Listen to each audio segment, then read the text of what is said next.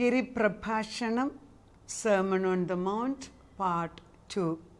കഴിഞ്ഞ ദിവസം അതിൻ്റെ ഇൻട്രഡക്ഷനാണ് എടുത്തത്. ഇന്നും അതിൻ്റെ തന്നെ ബാക്കിയായിട്ടാണ് എടുക്കുന്നത്. കർത്താവിൻ്റെ ഗിരിപ്രഭാഷണം, the beatitude, sermon on the mount. കർത്താവ് യേശു ക്രിസ്തു പരസ്യ ശുശ്രൂഷ തുടങ്ങിയപ്പോൾ മലയുടെ മുകളിൽ ചെന്ന് ഇരുന്ന് കർത്താവ് ഇരുന്ന് കഴിഞ്ഞപ്പോൾ ശിഷ്യന്മാരും ഇരുന്നു. ജനങ്ങളോടും ശിഷ്യന്മാരോടുമായിട്ട് സ്വർഗരാജ്യം പണിയുന്നതിനെക്കുറിച്ചും എങ്ങനെയാണ് ഭാഗ്യവാന്മാർ ഈ ഭൂമിയിൽ ജീവിക്കുമ്പോൾ നമ്മൾ ഭാഗ്യ പദവിയിലെത്തുന്നതിനെക്കുറിച്ചാണ് ഈ 5, 6, 7 ചാപ്റ്റേഴ്സ്. മത്തായിയുടെ സുവിശേഷം 3 അധ്യായങ്ങൾ. ഇതിനെ സ്മോൾ ബൈബിൾ എന്ന് പറയുന്നുണ്ട്. പിന്നെ ഈ ഒരു ബിയാറ്റിറ്റ്യൂഡ് അല്ലെങ്കിൽ സെർമൺ ഓൺ ദ മൗണ്ടാണ് മഹാത്മാഗാന്ധിജി ഇന്ത്യക്ക് സ്വാതന്ത്ര്യം കിട്ടാൻ വേണ്ടി അഹിംസയായ തത്വത്തിൽ ബ്രിട്ടീഷുകാരോട് സമരം നടത്തി ജയമെടുത്തത്, സ്വാതന്ത്ര്യം നേടുന്നതിന്. ഇത് തന്നെയാണ് എബ്രഹാം ലിങ്കൻ സ്ലേവ്സിനെ രക്ഷിക്കാൻ വേണ്ടി ഉപയോഗിച്ചതിൽ അതിൻ്റെ സാരം. അതായത് എല്ലാ മനുഷ്യരും ഒരുപോലെയാണ്, യഹൂദനെന്നും യവനനെന്നുമില്ല, എല്ലാം all are created equal before God എന്നൊക്കെ എബ്രഹാം ലിങ്കൻ പറഞ്ഞതും ഈ സെർമൺ ഓൺ ദ മൗണ്ടിൻ്റെ തന്നെ ബാക്ക്ഗ്രൗണ്ടിലാണ്. അപ്പോൾ ഈ പലരും Mahatma Gandhiji sermon on the mount മിക്ക ദിവസങ്ങളിലും വായിക്കുമായിരുന്നെന്ന് പറഞ്ഞു. We know that he red Bible continuously. അതുകൊണ്ടാണ് ദ ബയോഗ്രഫി വായിക്കുമ്പോഴൊക്കെ നമുക്കറിയാം ക്രിസ്തുവിൻ്റെ ടീച്ചിങ്സിൻ്റെ ഇഫക്റ്റ് മഹാത്മാഗാന്ധിജിയിൽ ഉണ്ടായിരുന്നത്. നമ്മൾ ജീവിക്കുന്ന നമുക്കൊന്ന് മനസ്സിലാക്കേണ്ടത്, ക്രിസ്തു പറഞ്ഞിട്ടുള്ള ഉപദേശങ്ങളിൽ ഏറ്റവും കൂടുതൽ പ്രസംഗിക്കപ്പെട്ട ഒരു ടോപ്പിക്കാണ് സെർമൺ ഓൺ ദ മൗണ്ട്, അല്ലെങ്കിൽ 8 സ്വഭാവങ്ങൾ ദൈവരാജ്യത്തിന്, സ്വർഗരാജ്യം ഉണ്ടാക്കുന്നതിനുള്ളതാണ് ഇതിനകത്ത് എഴുതി വച്ചിരിക്കുന്നത്. ചാൾസ് സ്പേർജൻ എന്ന് പറഞ്ഞ ഒരു വലിയ ദൈവത്തിൻ്റെ ദൈവവചനം പ്രഘോഷിച്ച ഒരു ഇവാഞ്ചലിസ്റ്റ് ഇങ്ങനെയാണ് എഴുതിയിരിക്കുന്നത്: a ladder, if it is to be of any use, must have its first step near the ground, or feeble climbers will never be able to mount. The pure in heart is not the first criteria for being. Blessed are the poor in spirit. ഇതാണ് അതായത് Charles സ്പേർജൻ പറയുന്നത്, ഒരു ഗോവേണി അത് എത്ര വലുതാണെങ്കിലും ആ ഗോവേണിയുടെ first step, ആദ്യത്തെ പടി ഭൂമിയിൽ ഉറപ്പിച്ച് വെക്കണം. അതല്ല എങ്കിൽ പാവം പിടിച്ച മക്കൾ, അതായത് സാധാരണയുള്ള ആളുകൾക്ക്, ഫീബിൾ മൈൻഡഡ് എന്ന് പറയുന്നത്, അതായത് ബലമില്ലാത്ത മനുഷ്യർക്ക് എങ്ങനെ ഈ ഗോവേണിയെ പിടിച്ച് കയറാൻ സാധിക്കും? അങ്ങനെയാണ്. അപ്പം എന്തിനാണ് നമ്മൾ വന്നിരിക്കുന്നത്, നമ്മൾ ഭൂമിയിൽ യേശു എന്തിനാണ് വന്നിരിക്കുന്നതെന്നും യേശുവാണ് നമ്മുടെ സ്വർഗരാജ്യത്തിലേക്കുള്ള ലാഡർ അല്ലെങ്കിൽ ഗോവേണി എന്ന് മനസ്സിലാക്കിയാൽ അവിടെ ആ ഭൂമിയിൽ അത് ഉറപ്പിച്ച് വെച്ച് കഴിഞ്ഞാൽ പിന്നെ ക്ലൈംബ് ചെയ്യാം. നമ്മൾ കയറുക, ബാക്കിയുള്ളവർ കയറിക്കോളും. അതുകൊണ്ടാണ് ജേക്കബ്സ് ലാഡറിനകത്ത് യാക്കോബ് കണ്ട ഗോവേണി എന്ന് പറയുന്നത്. യാക്കോബ് തലവെച്ച സ്ഥലത്ത് ദൈവദൂതന്മാർ കയറി ഇറങ്ങുന്നതായിട്ട് കണ്ടു. ദൈവദൂതന്മാർ ഭൂമിയിലുണ്ട്, അവർ സ്വർഗത്തിലേക്ക് കയറുകയും ഇറങ്ങുന്നതായിട്ട് കണ്ടു. ഇവിടെ ദൈവമുണ്ട്. ഇതിന് ബഥേൽ, സ്വർഗത്തിൻ്റെ കവാടം എന്നെഴുതി. അപ്പോൾ സ്വർഗ കവാടം എന്ന് വിളിക്കുന്നു. ഇവിടെ സ്വർഗത്തിൻ്റെ വാതിലായിട്ട് യേശു ക്രിസ്തു വന്ന് നിൽക്കുകയാണ്.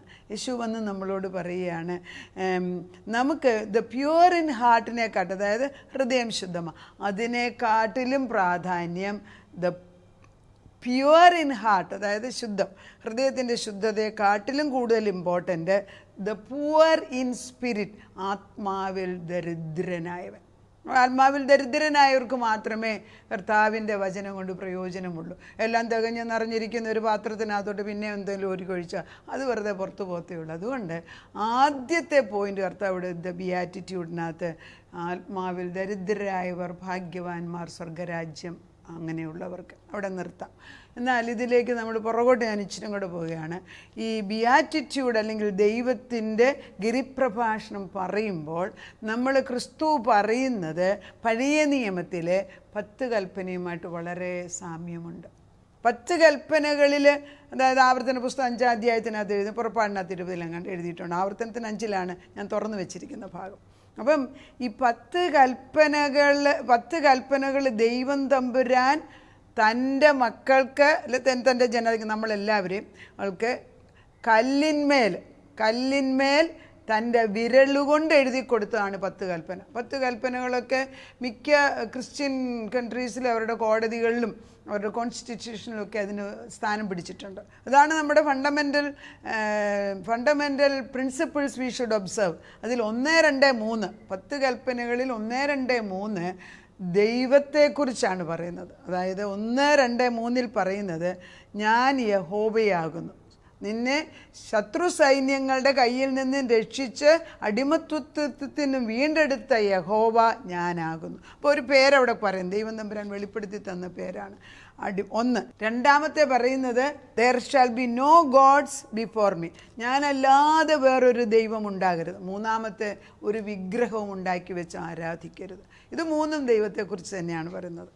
അപ്പോൾ ഇത് ബിയാറ്റിറ്റ്യൂഡ് വായിക്കുമ്പോഴും ആത്മാവിൽ ദരിദ്രരായ ഭാഗ്യവാന്മാർ, എന്തുകൊണ്ടെന്നാൽ സ്വർഗരാജ്യം, ദൈവരാജ്യം ഭാഗ്യം, സ്വർഗരാജ്യം അവർക്കുള്ളത്. ദുഃഖിക്കുന്നവർ ഭാഗ്യവാന്മാർ, അവർക്ക് ആശ്വാസം ലഭിക്കും. സൗമ്യതയുള്ളവർ ഭാഗ്യം, അവർ ഭൂമിയെ കൈവശമാക്കും. നീതിക്ക് വിശന്ന് ദാഹിക്കുന്ന ഭാഗ്യം, അവർക്ക് കൃപ ലഭിക്കും, അല്ലെങ്കിൽ അവർക്ക് തൃപ്തി വരും. ഇവിടെ നിർത്താം. അപ്പോൾ ഈ ദൈവം പറയുന്നത്, ക്രിസ്തു പറയുന്നത്, ആത്മാവിൻ്റെ ദരിദ്രാവസ്ഥയെന്ന് പറയുന്നത് പിതാവാം ദൈവം, പുത്രനാം ദൈവം, പരിശുദ്ധാത്മാവാം ദൈവം നമ്മളിൽ ഇല്ലാത്തതാണ്. ആത്മാവില്ലാത്തപ്പോൾ നമുക്ക് മനസ്സിലാകത്തില്ല. ക്രിസ്തുവിനെ കാണണമെങ്കിൽ ആത്മാവിന് ദരിദ്രം വേണം, ക്രിസ്തുവിനോട് സ്നേഹം വരണമെങ്കിൽ പരിശുദ്ധാത്മാവ് വരണം.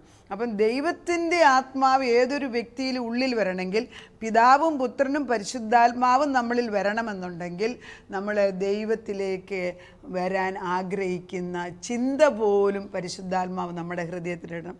ഇച്ഛ തരിക എന്ന് ഇച്ഛ നിവർത്തിക്കുക എന്നതും തിരുഹിതമുണ്ടായിട്ട് ദൈവമല്ലോ ചെയ്യുന്നത്.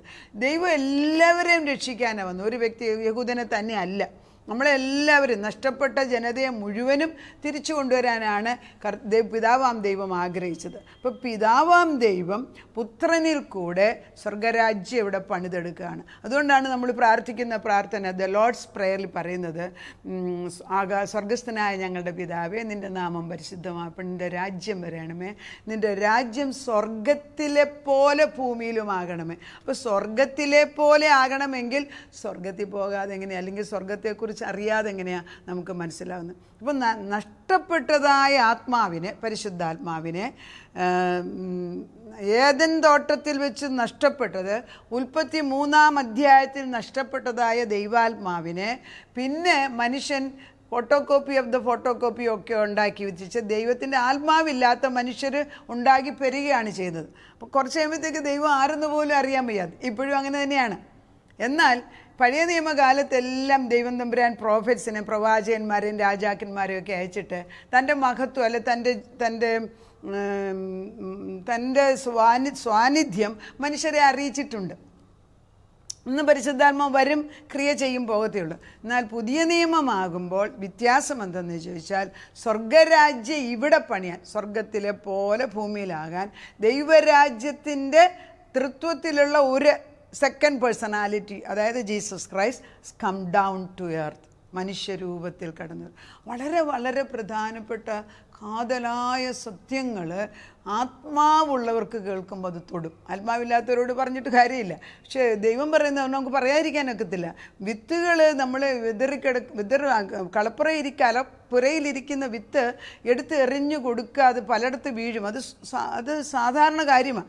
എല്ലാ വിത്തും എല്ലാം നല്ല സ്ഥലത്ത് വീഴത്തില്ല. പക്ഷെ വിത്ത് നല്ലതാണെങ്കിൽ, അത് നല്ല സ്ഥലത്താണ് ഞാൻ ഇടുന്നത് എങ്കിൽ അത് കിളിർക്കും, 100 മേനി ഉണ്ടാകും, അല്ലെങ്കിൽ 60 മേനി, അല്ലെങ്കിൽ 30 മേനി ഉണ്ടാകും എന്നുള്ളത് തീർച്ചയാണ്.